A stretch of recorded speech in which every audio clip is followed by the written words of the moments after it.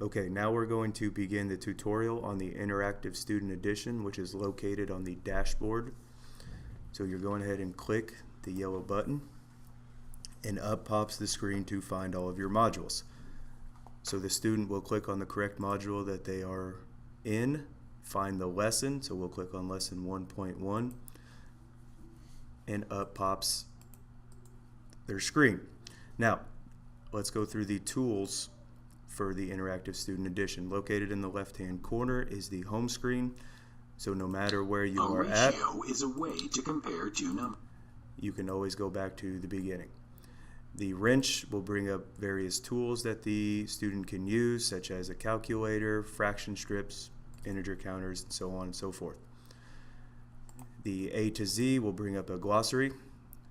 So if you need help with a different vocabulary word, it will bring up a definition plus an example. Over here on the right-handed side, we do have audio descriptions in the volume, okay, plus the closed captioning option if you need it. Now, down here at the bottom, we call these the 5 E's. The first one is the Engage button. This has a video that will relate the topic to real-life scenarios and how to apply it in real life. The blue will be the Explore, where the student will be going into the lesson. The purple is Explaining.